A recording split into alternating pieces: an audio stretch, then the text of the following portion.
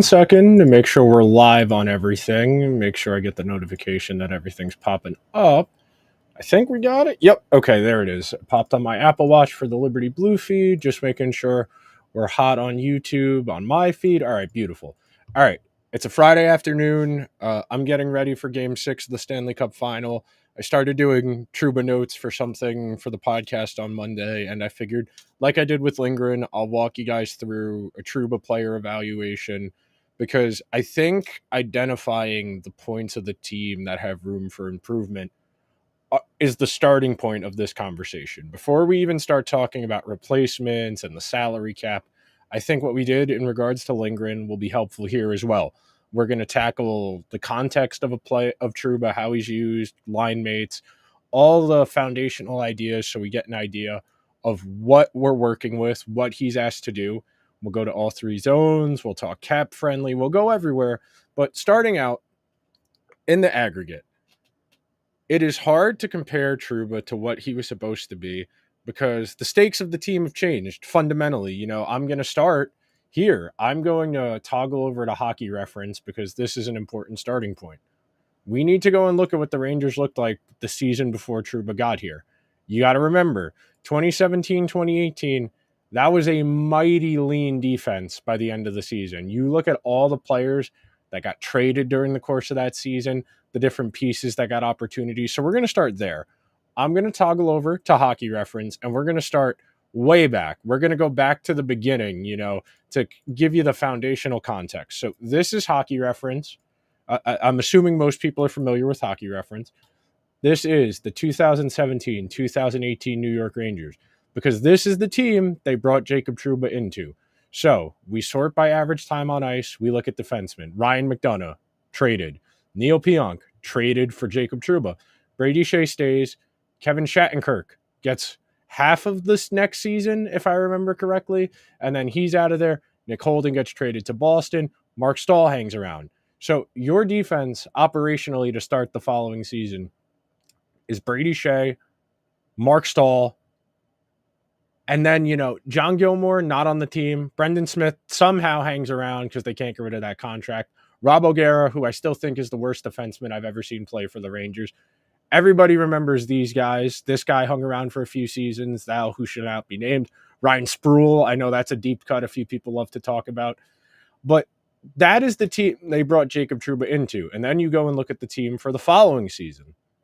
That first season of David Quinn, where they didn't have expectations. They played at a really high tempo, and they weren't very good. But you look, Shea, wait a minute. Oh, I started on the wrong one. I'm a dumbass. Don't mind me. This is the team they brought Jacob Trouba into. I mixed up my years. Shea and Pionk, 1-2. Stahl is there. D'Angelo is there. Shattenkirk, McQuaid. I was right. Shattenkirk was on the team the following year. So of that sixum, so Shea, Pionk gets traded for Trouba. He's out. Shea is there the following season. Stahl is there. D'Angelo is there. Shattenkirk gets bought out. McQuaid gets traded. Freddie Clayson got hurt, and they didn't bring him back. And Hayek, the kayak, hung around forever. John Gilmore, cup of coffee. Brendan Smith hung around, played some forward, as we all know. And then we get into this. This is the first year Trouba's on the team. And we'll go back. Don't worry. We'll go to the Trouba context. He immediately comes in and plays 22 minutes. He immediately comes in and is their most used defenseman. I don't like to use plus minus. We'll go look at the underlying numbers, how you got to that minus 12 in a little bit. But he comes in and immediately goes up to 22-34. I'm going to click on Trouba's name just so we can contextualize here and look at his time on ice. So the year before he comes, he's playing almost 23 minutes a game. He's Winnipeg's most commonly used defenseman, or second most, if I remember correctly. He comes to New York and takes a dip. His points pretty much plays a lot harder minutes against better competition, and we'll do that. So let's take a pause on that. Let's go over to Dauber, where we're going to show Jacob Trouba, team defense, New York Rangers, 2023-2024. We know who Jacob Trouba's most common usages are. We talk... Oh, wait, no, this is team. I want individual defensemen. Oops. Trouba. And here. We know Trouba Miller is one of the most commonly used pairs in the entire league over the last handful of seasons. They're top 10 in minutes as a defensive pair. That's something that the Rangers put a lot of stock in that continuity. You know, when we had Molly Walker on the podcast back right after the trade deadline, the idea was they wanted continuity because under Gerard Gallant for the previous 2 seasons, the Rangers did not have a lot of continuity. The constant shuffling up front was an issue. They put a lot of stock in maintaining the defensive pairs, especially, and we talked about that a few weeks ago when we did Lindgren. We talked about Lindgren and Fox, and you see it. Trouba's most common usage. He's played over 1,000 minutes last season with K'Andre Miller. And then most of those 208 minutes with Lindgren, that comes on the penalty kill. You do remember those few weeks where Gustafsson and Trouba was the third pair and Schneider Miller was the second pair at the end of the regular season and some points in the playoffs, but these are the regular season numbers. So we have a baseline. We know he plays mostly with Miller at 5-on-5, and we know he plays mostly with Lindgren on the penalty kill. Now, we've established his most common line mates. Let's go over and establish what he's being asked to do in terms of quality of competition. We're going to go over to Puck IQ. We're going to share this tab instead. And for those who don't know, this is a website, Puck IQ. It's a database that tracks quality of competition for a player. They qualify it based on success of the other team, you know. So a player who generates a lot of offense gets qualified as an elite player in this model. So we want to look at 2023-2024. Jacob Trouba plays 34.9% of his minutes against elite competition, 41% against middle six-ish guys, so second and third line, and then 23% against fourth liners. You see good results against bad, mediocre results against elite and middle, and then his numbers come out a little bit more respectable. But 2023-2024, you'll notice as time has gone on, he has been asked to do a little bit less. This is last year where time on ice versus elite. Last year was the hardest workload they'd given him previously in his time in New York, where ice time. So 2023, 2024, you see 33%, 33, 33 versus this, where it's 34, 41. That was a conscious effort to make his workload a little bit easier and maybe get better results by getting him a lighter workload. Next up, we got to go and look at who Trouba is most commonly deployed with up front, because that's also instructive, because part of the context for understanding defensemen is understanding what they're out there to do. And we know Trouba Miller is the Rangers' defense first pair, their shutdown pair, because in today's league, that's supposed to be the function of your second defensive pair. So we're going to go down here. Where is it? I always forget where it is on this page. Oh, here it is. Okay. So if this will buffer, okay. So this is hockeyviz.com. We're looking at, this is how teams are most commonly used. If the pop-up thing will go away, there we go. Okay. So most commonly used, we go to Trouba. We know he's most commonly deployed with Miller. We go to Trouba, blue, Trocheck, Lafreniere, Panarin. Zibanejad, Kreider, red. VZ Gaudreau, red. Wheeler, red. Bonino, Pitlick, red. Roslovic, Wemberg, blue. So that tells you, based on who the Rangers are sending him out there with at forward, what they're expecting from him. If they are playing him with Panarin, Trocheck, Lafreniere, their expectation would be more chance facilitation, offense leaning. But Kreider, Zibanejad, and then VZ Gaudreau. You see the darker shades of red. That means more ice time than you would normally get. So Zibanejad, Kreider is that faint, lighter red. VZ Gaudreau, darker red. Pitlick, darker red. Bonino, darker red. So contextually, you shouldn't realize that it's harder minutes when you have those guys playing with less talented forwards. When Trouba and Miller are out there, they are playing with the third line. They are playing with the fourth line. That's going to make it harder for them to go from defense to offense. We know the Rangers, they like those long stretch passes. They like going from defense to offense quickly. They like incorporating their defensemen off the rush. And we're going to get to transition play in a little bit, but it's important to establish the context. It is fair to say the Rangers asked Jacob Trouba to do a lot. It is fair to say that he has difficult assignments. He is not playing with their best forwards, so their chance creation impacts are going to be lesser than that of Fox and Lindgren or Schneider and Gustafsson. We're going to talk more about Trouba individually in a few minutes, but it's important to understand the context before we start diving into him as an individual. So I'm going to close those tabs. We're going to come back up to full screen. And now that we've established what the responsibilities are, I do think we can go over to all three zones. We'll start looking at the what's the word I'm looking for? Transition play, because this is really the key to understanding the Rangers' issues over the last handful of years. They ask their forwards to do a lot when Fox and Lindgren aren't out there. You saw that. You saw the visualization. Most common defensive partner, Keandre Miller. Most common deployment against second and third lines. You see that. You add that in addition to the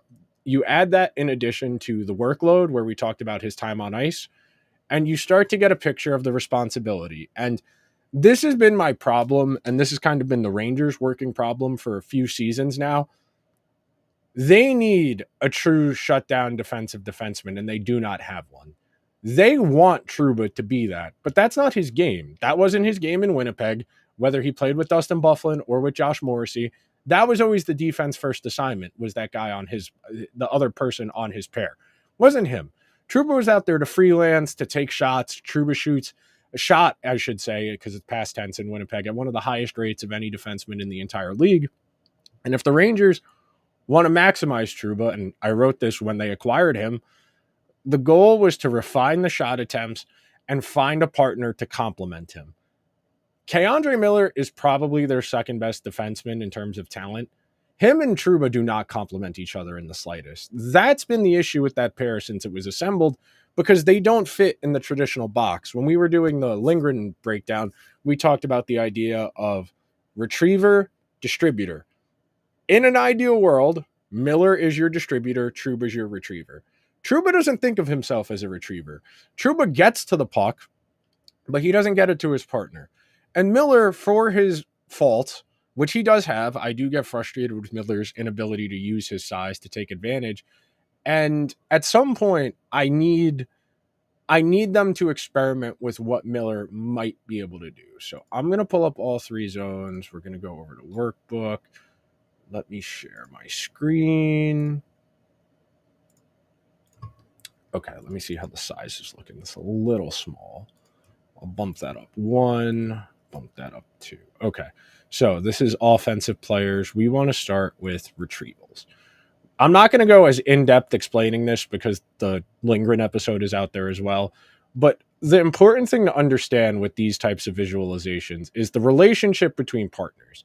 More often than not, partners are going to be separate from each other on these types of plots because they operate with different functions. You know, Fox is here, Lindgren's here. Schneider's here, Gustafson's here. Trouba's here, Miller's here. So horizontally, retrievals and failed exits are exactly what they sound like.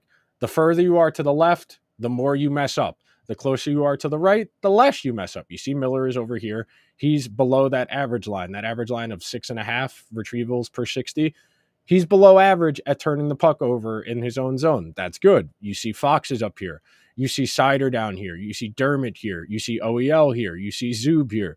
You see Jack Johnson there, which is very funny, but he doesn't play a lot. So that's the important context you have to have. And that's why we scale things out per 60. But Miller's down here in the bottom right. Trouba's up here. Up, retrievals leading to exits. This means when a player finds the puck in the defensive zone, they eventually either skate it out or pass it out of their own zone and they get to it.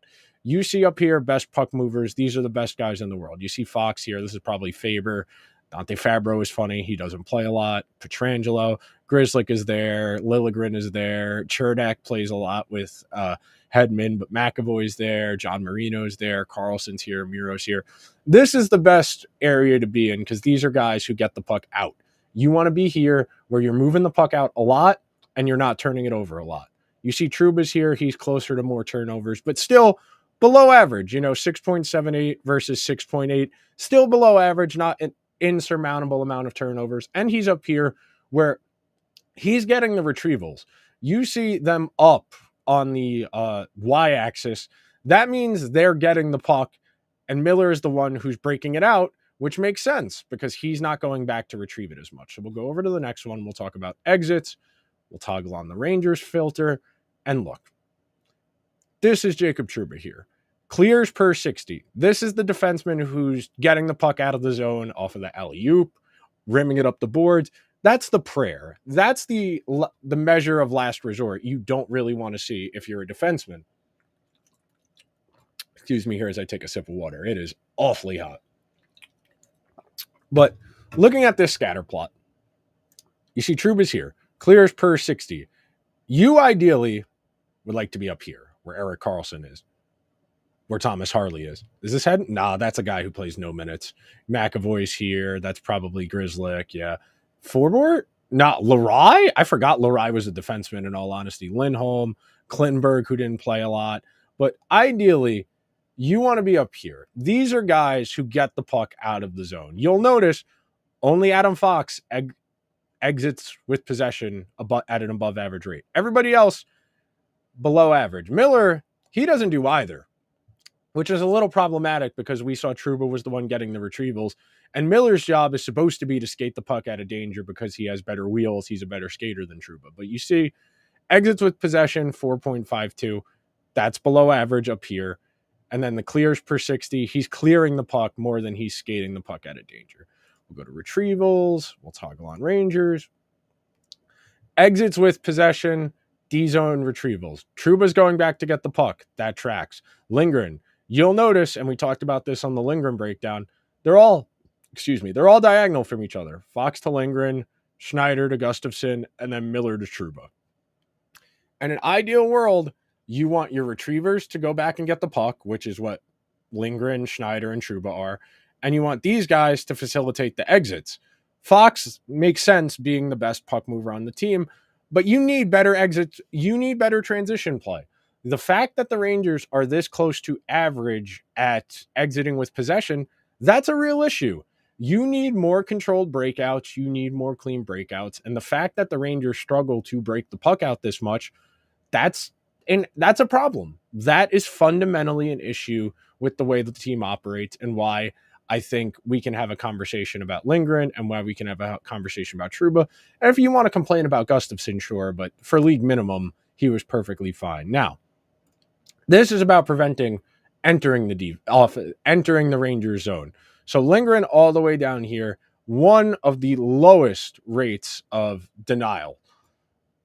Zone entry targets. The further you are to the right, this is more often that teams target you when they're entering the zone. You see Schneider's up here. They target him, but they're not getting around him. Fox, they're not targeting him, and they're not getting around him. You see Trouba's down here. Zone entry targets, he gets targeted at a slightly below average rate. This would be average if a play, meaning, so zone entry target means the other team has the puck and they are skating at you as you're a defenseman, back skating, and your job is to try and prevent them from getting around you. So that could be dumping it in or, forcing a turnover. Below average. Miller is slightly above average. Schneider's up here. Lindgren's over here. Trouba is not a defensive defenseman. He's not. He is fundamentally not a defensive defenseman. We'll do entry defense too. Toggle this on. You see Schneider, Lindgren, Fox, Gustafsson, Miller, Trouba. Again, the relations between the pairs are important to understand. And you'll notice, and I talked about Trouba in this regard, because he's an outlier. He's down here in the bottom right corner. And there are good defensemen in here. Dahlin is here. Rasmus Anderson is here. Samuel Girard is here. Brock Faber's here. Troy Stecher, Chris Tanev, Charlie McAvoy, Justin Barron. And I know I just put Troy Stecher in the same sentence as Charlie McAvoy, but these are defensemen who don't take chances in the defensive zone, meaning they drop back. And we think of Trouba as lining up big hits, throwing his body at people full speed. Everyone's joking about that hit he tried to throw in the Carolina series where he launched himself headfirst into the glass because he was so prioritized on getting the hit that he didn't actually care about getting the puck. But back here, Trouba and Miller being in the same group, that tells you they're pulling backwards, that in the neutral zone, they are compressing, they're dropping back, they're giving the other team the ability to enter the zone with possession because they're more focused on trying to protect the net front. They're more inclined to try and block shots. And that's what makes them so susceptible to the cycle. You think about over the last 3-4 seasons, the amount of times Trouba and Miller have lost an assignment in front of the net, behind the net, because they're dropping back too much, because they don't hand off assignments properly. And that's what kills them. You want to be in this category up here. You want to be able to prevent entries. And look, that's not a lot. 24% of zone entries at the highest level. We're not talking. Brett Pesce is a great defensive defenseman. Devontae is very well rounded. Orlov is very well rounded. John Marino, funny to see there because he had a really rough season. Chatfield makes sense to be there, but Trouba's profile is supposed to be defensive defenseman. He is very conservative when he is not trying to line up that big hit. Is there anything else in here? No. Okay, so we'll close that and we will go over to his value on this is Evolving Wild. So we'll go over to this. We'll go to team. We'll go to Rangers. Because it's not just that he's struggling at things. It is that he is expensive on top of struggling at things. So we look at value here. Wait, why did it do that? Oh, there we go. Okay. So you're looking at this. Blue is offensive, goals above replacement. Orange is defensive. Pink is power play. Blue is penalty kill. And yellow is your ability to draw penalties. And then green is not taking penalties. So let's go find Trouba. Where's Trouba? Yeah. Less goals above replacement value than Nick Bonino, who got waived in November. Goals above replacement is not the gospel. It is a catch-all statistic. It is useful at a quick glance to understand where a player is in relation to their team, the league, and we'll toggle over to the league at large. But you see below replacement level value on offense and defense, and then his special teams are they're minimal, 0.001, 0.002. But you see that in comparison to some of the other guys on the team, Gaudreau, Wheeler. Trouba's in a cluster of guys who aren't coming back. You go below Filipino, Wenberg, Roslovic probably won't be back. Jones, we assume, is going to get a first real crack. His numbers his defense is really bad because of those 12 games he played at the beginning of the season. He was a lot better when he came back in when Trouba was hurt. Pitlick not on the team next year. Wheeler not on the team next year. Gaudreau not on the team next year. Kakko, debatable. Bonino not on the team next year. And then Trouba. So I'm going to go over to percentile. We're going to look where Trouba is amongst defensemen to just portray. We're talking 5th percentile defenseman here. There are some names here, you recognize Bowen Byram, Torrey Krug, Oliver Chillington, Labushkin, Grzelcyk, Dermott, Fowler, Jamie Drysdale, but we're talking bottom grouping here, Korchinski being 0.1 percentile, the bottom on the far left of a regression plot. Being 5th percentile in something is not great.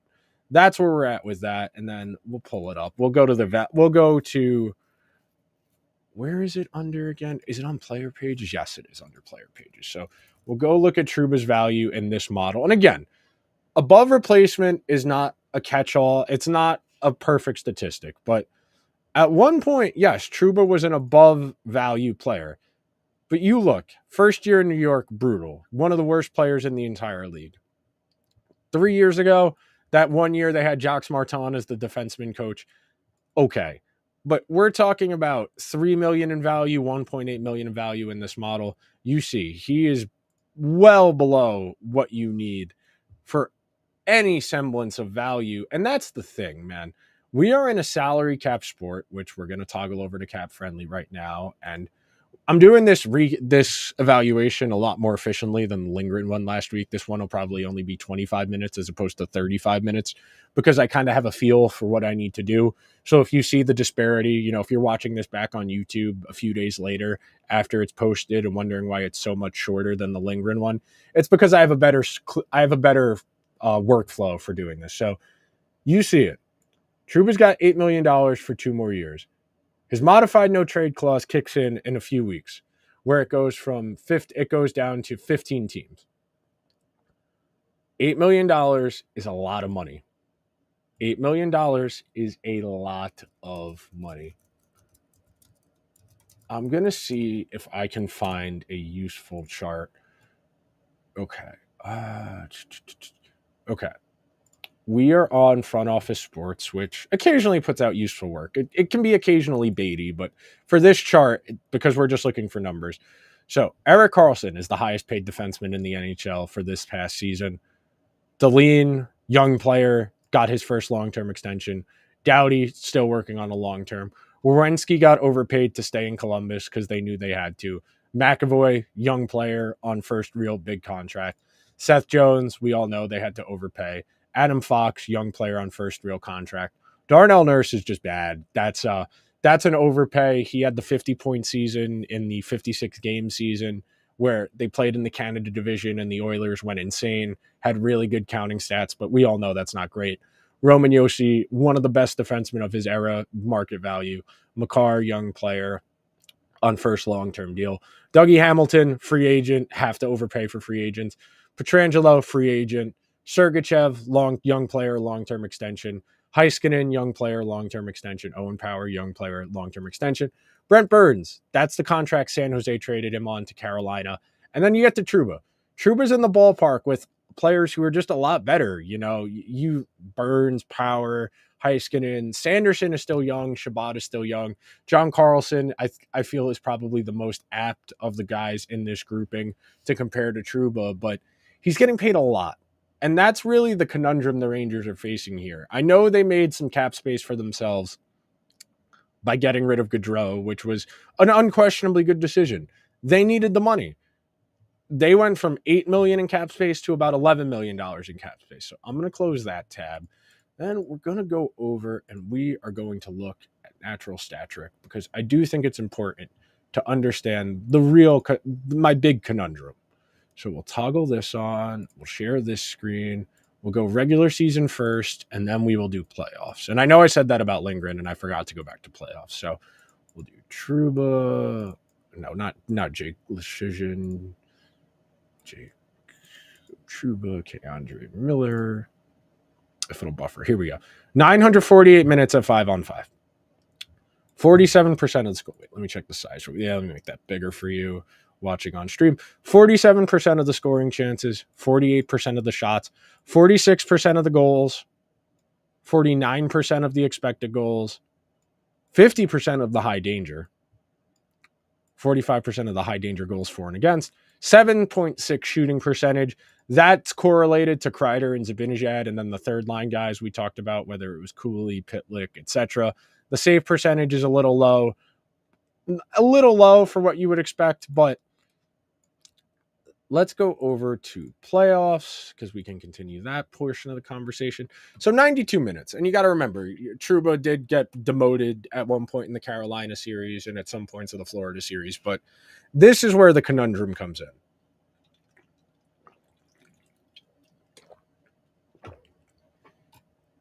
You see 50% of the goal share in 90 minutes doesn't sound terrible. But you think 44% of the goals, 43% of the expected goals, 34% of the high danger chances. That's rough. And that's with an .890 save percentage and 11% shooting. The 11% shooting is what's carrying this.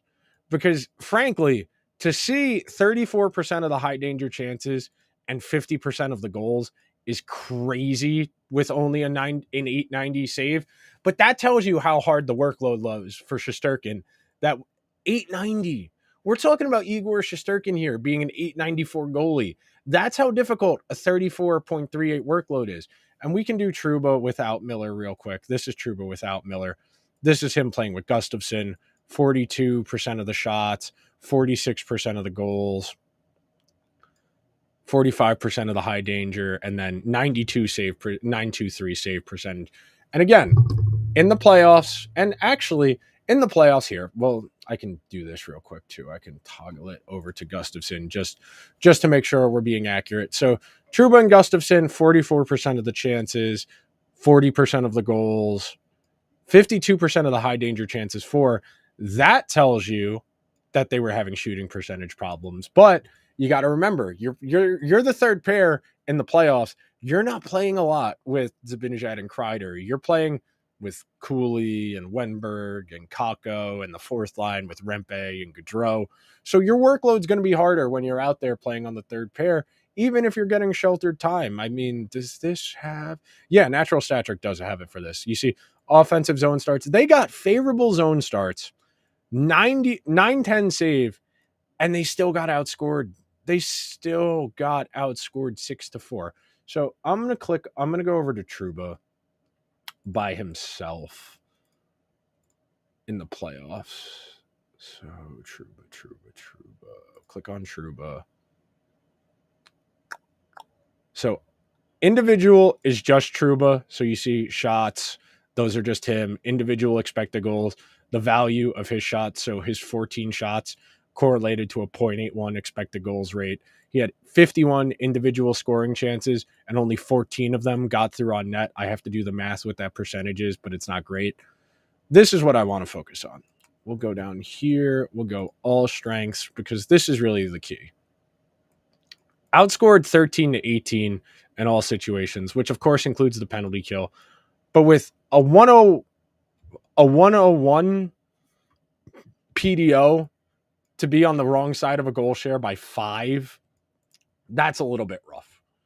That is a little bit rough. And the Rangers need to find a way to get more from the guys they have. I think there's a world where Jacob Trouba can be effective here. I'll close this out.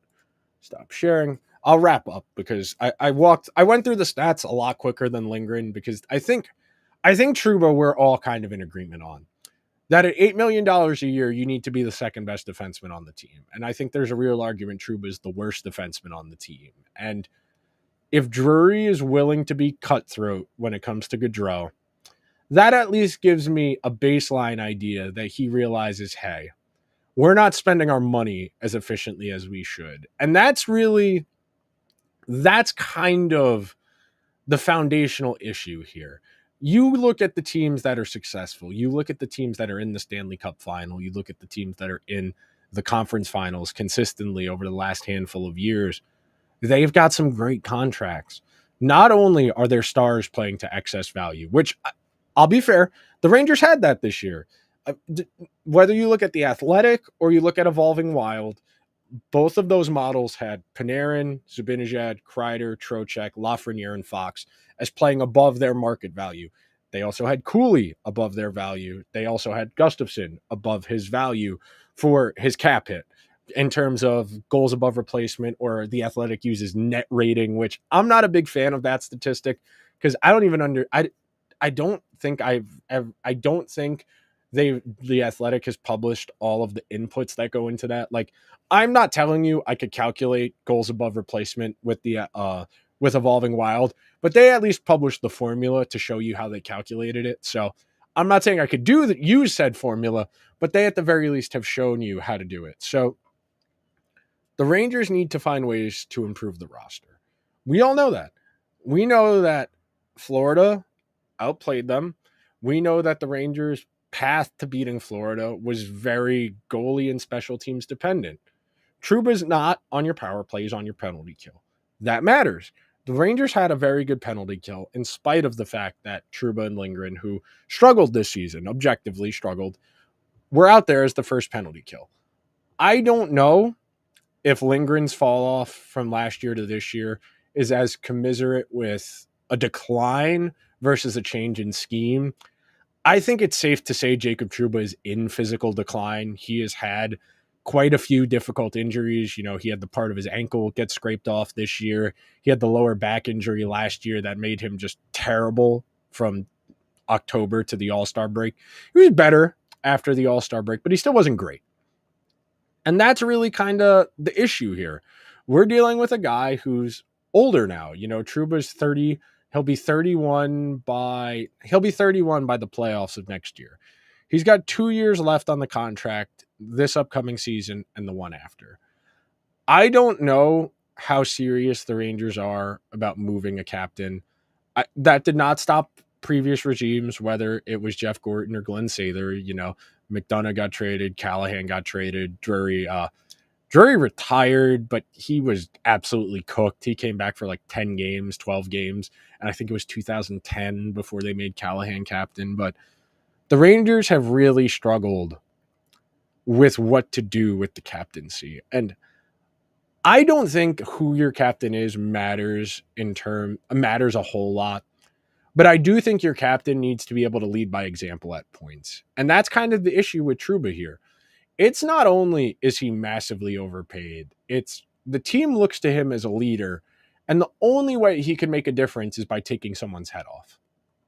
And there is value in that. And I know I know people listening might be a little bit shocked to hear me of all people say that. There is value in Trouba playing like a lunatic. There is. There's not a lot, but that does have some value. Teams do care about that. Teams do want the ability to be physically imposing. The problem is it's not very functional. You look at how Trouba tries to defend, whether it's him throwing the forearm shiver at Evan Rodriguez, him catapulting himself at Martin Necas, trying to gain the zone with speed in the second round. Trouba's lack of foot speed has really altered how he has to play defense. And I know he's had some lower body injuries over the years. You have a lower back injury, you hurt your ankle, you hurt your feet. You're not going to be able to skate as well. And it's not quite PK Subban at the Devils level where he just couldn't skate anymore. But Trouba is so aggressively conservative with his positioning in the neutral zone that he's constantly dropping and dropping and dropping. And we know 3 years ago, I wrote in a column, if the Rangers continue to drop as deep as they are giving the other team the opportunity to gain the offensive zone with speed. And that's going to put even more pressure on your defense. Somebody posted a clip the other day of Trouba in Winnipeg playing defense on Rangers legend Emerson Edom when he was on the Ducks. And he tried, and that was like 7 or 8 years ago. He still tried to throw the forearm shiver to hit the guy, to knock Rodriguez down. And he missed entirely, and Rodriguez went on to score. Trouba, I brought up Subban, and I got to finish that thread. I don't want to lose that thought. But at one point, PK Subban was one of the best skaters at the defenseman position in the entire league. I don't think Trouba was ever that good of a skater. He was never an elite skater, but he was an above average skater. He had some mobility. He had some puck skills. He played an offense first game. And in Winnipeg, he got the quarterback the power play, so he put up the counting stats. And at some point, his mobility began to decline a little bit. And we know that happens. We understand statistically a player's peak in terms of their value. So like goals above replacement, standing points above replacement, it's in their mid-20s, their physical peak, 24, 25, 26. Their statistical primes are often 27, 28, 29, 30, because that's when they've got on that big contract. Free agents don't happen until 26 or 27, sometimes 28. They get one big contract. And when teams give a player a big contract, they give them power play time, they bump them up in the lineup. And that's typically why you'll see the counting stats peak in the late 20s and early 30s, because they have a bigger role, more minutes, better opportunities to accumulate counting stats. The reason a player is usually at peak value in their mid-20s is because that's when they're at their physical peak, when they are still good enough at both ends of the ice to be elite defensively and elite offensively. Of course, there are outliers, but at this point, at the point Trouba's at in his career, he's making tactical decisions about saving energy for offense versus defense. We know that defense typically goes first for guys, that because defense is about skating and positioning, we know defense typically goes first before offense. That's true of forwards, and that's true of defensemen. You monitor declines, especially amongst defensemen, and it typically has to do with mobility. PK Subban got old and didn't change his habits. He still thought he was the guy who won the Norris in Montreal, who was on Nashville that went to the Stanley Cup final. And his decline happened like that. Like that. PK Subban went from elite defenseman to out of the league in 4 years. If PK Subban wanted to still be playing, he very well could be playing on a league minimum somewhere. We know that. He didn't care about getting better. He didn't care about adapting his game to a different role. And now he's on our TVs. I'm not saying Jacob Trouba is going to be out of the league in 2 years. If anything, I think Jacob Trouba is more going to be along the lines of Jack Johnson, Eric Johnson, where he's going to hang on as long as people continue to give him opportunities, because I just don't know if he understands. I really don't know if he understands how he's perceived in the outside world. And it's one of those difficult things where as a fan, you want to be fair to the person, that just because Jacob Trouba is not having great results as a Ranger doesn't mean he's a bad person. I do think the continual throwing of the dangerous hits, I don't want to call it, he's a little bit out of touch every now and then. Every now and then when I hear him talk to the media about things, like for example, him saying, Yeah, I had part of my ankle taken off, but it wasn't an issue. I was healthy for the playoffs. Like, he does realize that makes it sound worse, that he was getting increased responsibilities because of what he was getting paid or being captain or how people felt about it, as opposed to the results. And that's frustrating as a fan. My only request, I'm not saying my favorite team has to be fair or always do what I want them to do. I just would like them to be honest with me. We all can recognize that Trouba is not what he was brought here to do. We can all understand the context of the team change. The Rangers did not expect Adam Fox to be one of the 5 best defensemen in the world when they traded the picks to Carolina for him all those years ago, because that was the same offseason they brought in Jacob Trouba. If they knew Fox was going to be this good, they probably wouldn't have traded for Trouba. They would have held on to the 12th overall pick or whatever it was they got from Winnipeg in that trade for Kevin Hayes. And maybe they run Neil Pionk back. Maybe they run something else back. But it's unfair to Trouba to talk about him in the context of his contract, solely on his contract, because that was a different world here. I'm going to pull something up real quick and see if I can find it. I'm going to see if I can find it, because I wrote this forever ago. I wrote this on July 30th of 2019. This is right after they acquired him. Let me see if I can find it. There we go. Okay. There's a picture of him sitting next to Tyler Myers in Winnipeg. Blah, blah, blah. What can the Rangers do to put him in a position to succeed? The Rangers trade McDonough. They needed a first pair defenseman. Typically, a player reaches peak production at 24 years old, blah, blah, blah. Physical play. In theory, the Rangers will have the luxury of penciling him in for the next couple of years. Going against the grain. He went from a good possession team in Winnipeg.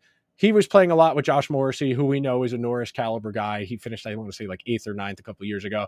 Positive possession, positive expected goals. Volume shooter.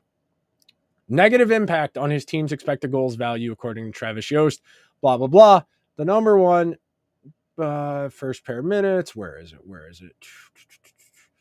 If Trouba's going to be the number one defenseman, he needs to shut down the other team's best players. Allocating time on ice to the power play isn't maximizing his skill set when there are other players on the roster. Throw in Trouba's habit of overshooting and turnover of possession. The Rangers struggled, blah, blah, blah. This article is mostly about Trouba's volume shooting hurting the Rangers. And that was the case a couple years ago. 2 years ago, 3 years ago, he shot way too much and it was a problem. As far as